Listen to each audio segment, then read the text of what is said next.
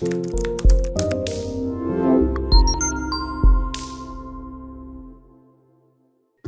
is Valerie Van Boeven with the Senior Care Industry Netcast, where leaders with 3 or more years of experience in the senior care industry share their advice.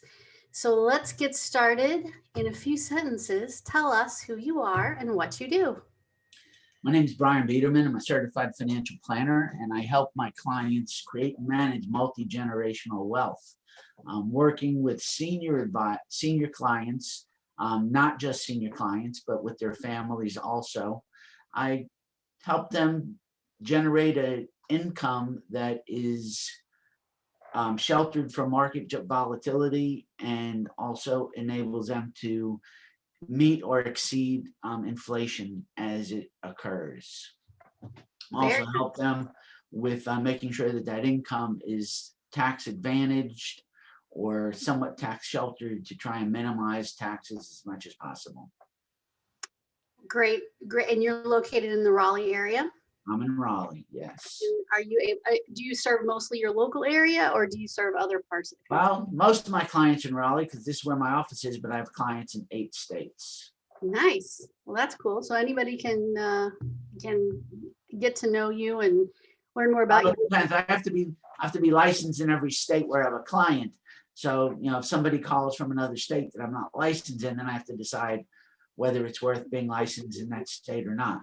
Right. I know for sure I don't need to be licensed in Tennessee because they are the only state that I know of that charges out-of-state advisors extra for being licensed in Tennessee. Wow. Yeah.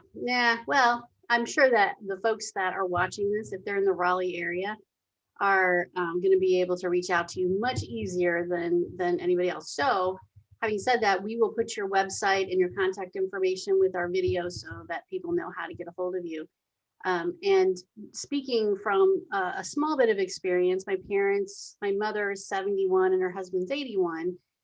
And they do pretty well with their financial needs. And they live in North Carolina, but they don't live near Raleigh. They live near Asheville, North Carolina.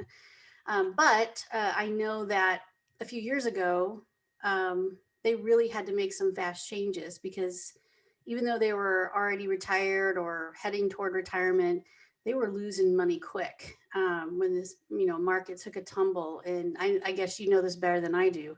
People lost a lot of money if they weren't paying attention to what was going on there. Only if they sold. Yeah, no, their investments were getting nailed fast, and so they had to make some more. They needed to be in a less risky. They need to be an income earning as opposed to risky, volatile kind of stocks and that. So right. So anyway, we kind of addressed that issue when we put together portfolios for clients, especially those that are retired. Is the way we do it is we take what they expect their income needs are for the next 2 years, and we take that portion of portfolio and keep that very sheltered and very liquid, obviously low interest, but we know that it's not going to be affected by a drop in the market because most drops in the market last anywhere from 6 to 18 months. So we figure a 2-year window. We know that, if you are taking income and the market drops, we know that we don't have to sell an investment at a loss to generate cash to take a distribution because we have that much in cash already. So we manage the cash portion of all of our clients' portfolios. Obviously, the ones that are retired, it's for income, but for the clients that are not retired, it's to be able to take advantage of drops in the market by deploying some of that cash and taking advantage of buying opportunities. It gets complicated as you get, if you have a significant amount of assets, even if you don't, it gets a little complicated for them. Like, she's 71, but she didn't have to take a minimum distribution because they extended that for a year. I don't know why. Maybe it's a COVID thing. Maybe it was just some law that passed. And she knows if she takes her minimum distribution, she's going to end up paying taxes because it's going to put her over the threshold of what Social Security plus that minimum distribution is. I mean, it just goes on and on and on. Well, it does. And part of the reason that they put that exemption in place for 2020 was because as soon as shortly after the pandemic started, the market had dropped. and it dropped significantly, and they didn't know if that was going to be a long-term thing. So rather than forcing retirees to pull money out at a loss, they waived distributions for last year. But then the market recovered and it surpassed where it was at the beginning of the pandemic. So it really became a non-event, other than giving people an excuse not to take money out of their accounts, which was good because it helped it grow more rather than pulling it out. So that's kind of what happened there. But it's educating people. Yeah. One of the things, when back in the late 90s, early 2000, I was doing a radio show on the early days of the internet. And one of the things that we used to always talk about, and I still talk about it a little bit when I talk with clients, is the internet is a great thing because it creates a lot of, or it's access to a lot of information and a lot of free information. Unfortunately, sometimes you get too much information and you become paralyzed because you don't know what to do. So as a financial advisor, we kind of take that information and help our clients digest that information and throw away the stuff that doesn't apply to them and help them apply the stuff to put them in a better position. That's awesome, because it is confusing and there is a lot. It's sort of like using WebMD as your doctor. Probably not a great idea. Well, they say if you never want to Google what you think your symptoms are, because you'll come up with 12 diseases that you might have. Yeah, you're definitely dying if you have a headache and you Google that on WebMD. You're totally dying. Yep. So, okay, back to my questions. What is the best thing about serving aging adults? I think the best thing is the satisfaction of educating people and making people a little bit more comfortable with the uncertainties in the economy and the uncertainties in the market, and being able to explain to clients and giving them a sense of calm that things aren't as bad as they thought they were. I had a client called me or sent me an email a day or two ago because she did her taxes, and based on some decisions that we had made last year, she wound up paying almost twice as much in taxes this year than she did last year. Well, part of that was her husband had passed away and she was getting survivor benefits on his Social Security, but then she got a big raise at work, which put her over the threshold. So instead of only half of the Social Security being subject to tax, 85% of it was subject to tax. And so it's not a bad thing, but we had a whole conversation of what should we do? Can we do anything else? Well, she already contributed the max to her IRA, so we couldn't do there. Really, the only thing she could do would be if her company were to finally put in place a 401k, she could contribute more to a 401k, but it's marginally more because the difference is with an IRA, it's 100% of your income up to $7,000. With a 401k, it's 15% of your income up to $15,000. But 15% of her income is about the $7,000 threshold. So it would not help her significantly more. So, and she has other money. So I said, there's nothing wrong with owing money on April 15th. The problem is if you owe money on April 15th and you don't have it. We know you're going to have it. So there's no sense letting money sit with the government for 15 or 18 months, interest-free, to expect a big refund. Mm-hmm. That's true. It's better not to have a big refund, right? I mean, everybody's like, that's not really. I have one client that just boggled my mind. I was talking with him once, and he's younger. He was in his early 40s, I guess, but he's a high wage earner. And we were talking about taxes and some other things. And I said, well, what's your tax refund usually? He said, I don't know, somewhere around $15,000. I almost fell out of my chair. I said, I thought you were smart. And I had been a client, he had been a client for a long time, so I can say that. Yeah. I thought you were smart. You're letting the government sit on $15,000 interest-free because you like a big refund. You're already a good saver. There's absolutely no reason for that.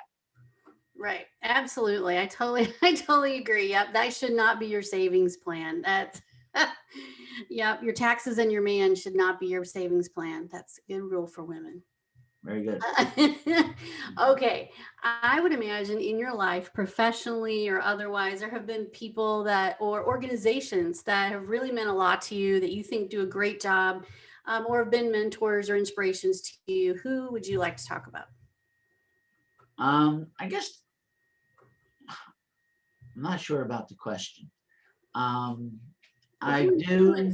who inspires you? Who is, why did you get into this financial planning, or who is it that really makes you think this is why I'm here? This is why I Well, do what I do. I've been doing it for a long time, so I like helping people.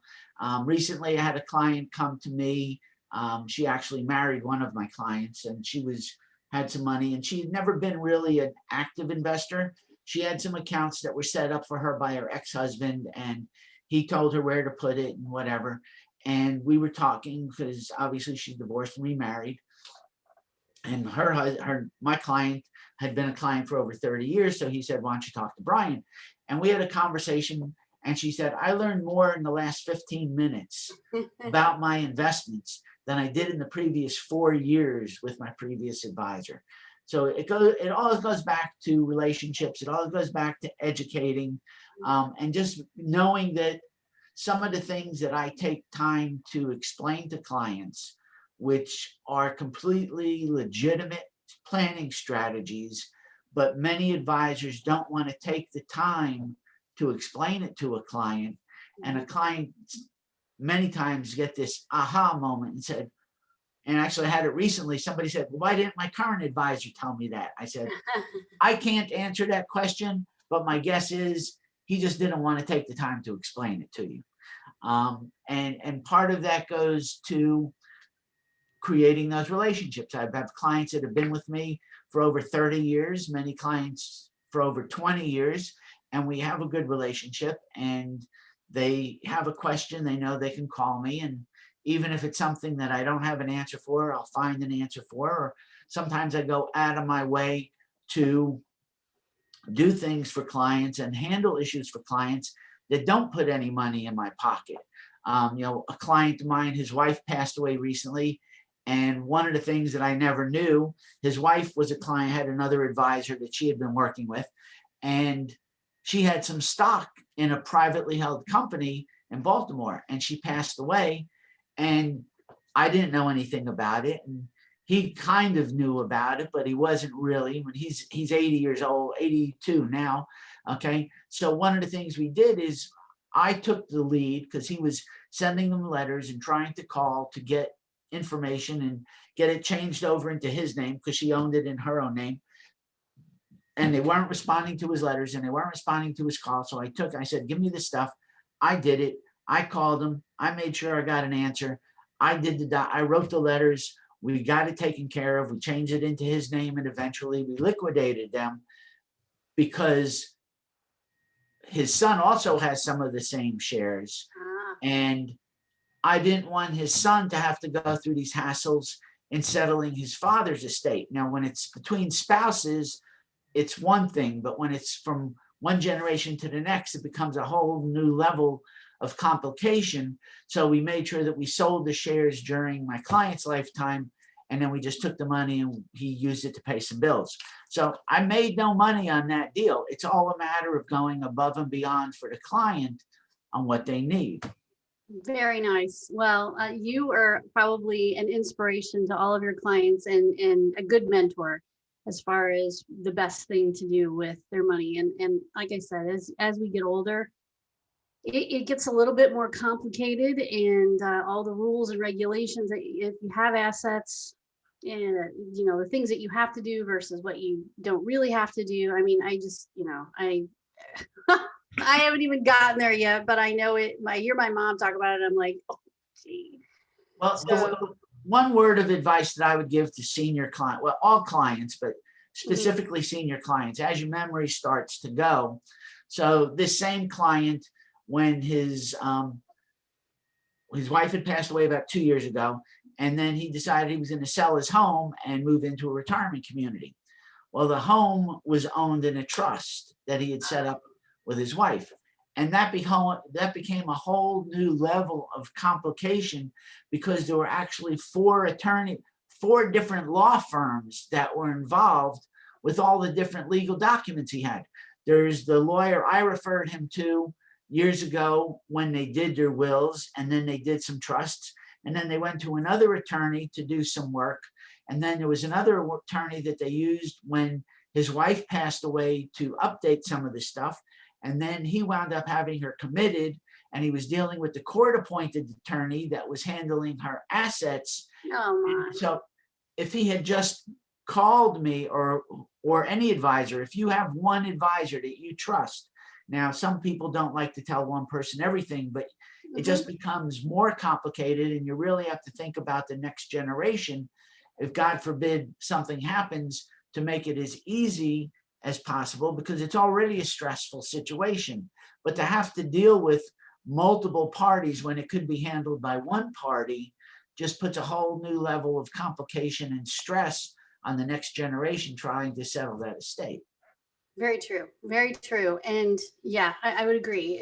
It makes it super complicated. And if you don't live in the same state, or you don't live in, nearby, and you're a child of an aging adult who, passes away suddenly or suddenly needs long-term care, it does get really complicated and costly fast to try and help them and try and help maneuver through all this stuff. So having an advisor that's local to them is really important, I think. Someone you can get on a Zoom call like this and say, okay, what are we going to do here?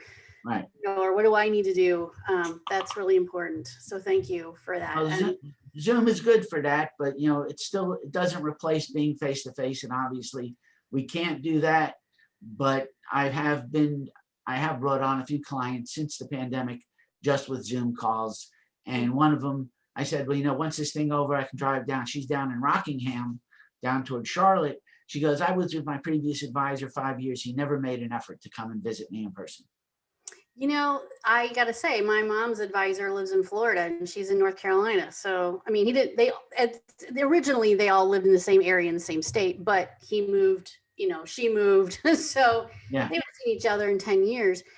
And I keep telling her it's probably time to think about somebody else looking at all this stuff. So, Well, it anyway. depends. I mean, that's why I have clients in 7 states, because some of them lived in Raleigh and then moved away, and some of them are referrals that I've never met from existing clients. But it is easier, and if there is a good relationship and they have been clients for a long time, I wouldn't change just to have somebody local. But if he's not being proactive in addressing some of their needs as they get older, and when you said your mother and her husband, meaning it's a second marriage, there are usually stepchildren involved and all that other stuff. It adds a whole new level of complication that needs to be addressed and looked at as a comprehensive plan as opposed to piecemeal. Yeah, you're right. And I think, to give them credit, my mother and her husband, they have done a great job. He's 10 years older. He's got his stuff, and his kids. They were married when we were all out of the house. So we were all adults by the time they got married. So his kids are wonderful. And I'm an only child. So, they each kind of have their own stuff separate because they were married so late in life. Yeah. But she's got, I don't know, I don't keep track of what he does with his, but for her, I think she just needs, I think sometimes people just need to talk to a new face and have someone else look over things and just say, yeah, you're doing a great job here. Or, well, maybe we need to make some changes. Because at some point, you're not sure if the person recommending it that you haven't seen in years is really recommending it. If they're doing, she just doesn't know. So it's always great to get a second opinion. And so second opinions are good. I'll have her watch this so she can get to know you and maybe she can give you a call. So hi, Mom. So anyway, so what piece of advice would you give to other folks who work with seniors? I mean, I know you work with all ages, but you've worked with seniors for a long time. And I'm sure there are some things that you think are really important when working with seniors that people should pay attention to. Well, I think the biggest thing is don't underestimate them. Yeah. Okay. Don't think that just because they're old, you can kind of fly something under the radar. And a story about that is, there was an article years ago, about the time I started my own firm, there was an article in one of the trade publications that says your clients may not sue you, but you don't know about their kids. Okay, and so a true story. It's not just about kids, but there was an advisor that worked with me at another firm, and he had a client, and he did a lot of things with the client. The client was married, but the client spouse wasn't really involved in all of the day-to-day decisions, even though it was a joint account, and joint account, you don't really need both spouses. But anyway, so the client passed away, and the spouse wound up suing the advisor because she claimed that the recommendations he was making were not suitable for them. And sometimes, it goes to arbitration. You don't want to go to court, and you wind up settling or whatever. So the biggest thing that you have to do, and you're, especially when it's a second marriage, it's a different story. But if you have both spouses and both spouses are alive, beat your head against the wall, but you want to speak to both of them, because even if they say, my wife, doesn't want to talk to you, but she'll listen when I say, if you ever played the game telephone when you were a kid, everything loses something in translation. Especially if it's complicated, it's way going to lose. Especially when it's complicated and it's not something, So the piece of advice is, don't be afraid to explain something, even if it takes a little bit more, because seniors will be more appreciative of it. And they will tell you if they don't understand lots of times. Sometimes, I have clients that say, well, I don't really understand it, but thanks for explaining it to me, and just tell me where to sign.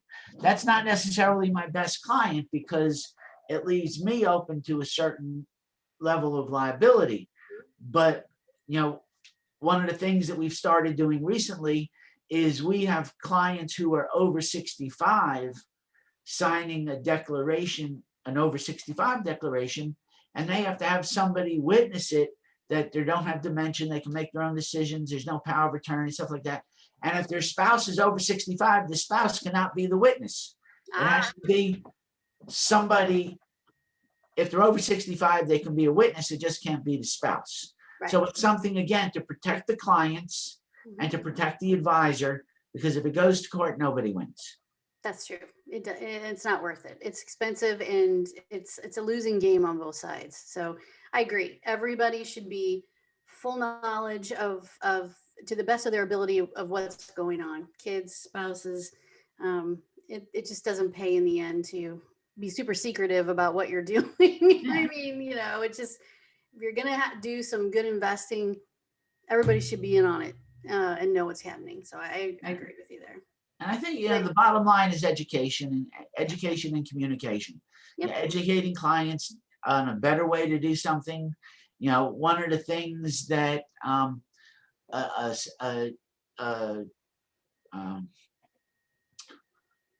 part of a seminar that I do is I tell clients, clasp your hands in front of you.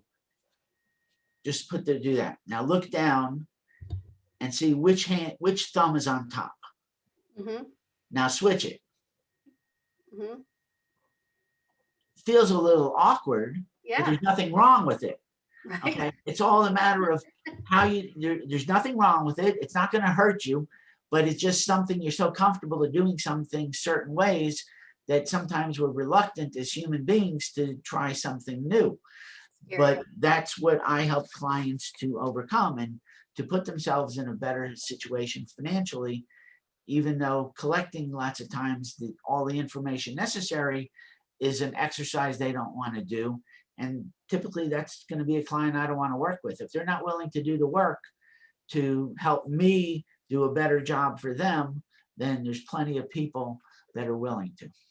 Absolutely. Well, that's great advice all the way around, especially making sure that everybody's on board with planning and making any changes. I think that's great advice. So my last question to you is supposed to be my fun one. When you have a win in life or in business, how do you like to celebrate? I take the day off and go play golf. Perfect. That is perfect. We've had all kinds of answers. And unless it's winter, and then I go skiing. Okay, that's good too. All right. So I want to thank you for doing the show. You've really given us a lot of great insight on what a great financial planner would do recommend, how they treat their clients. So thank you for doing this. I appreciate it. Thank you very much.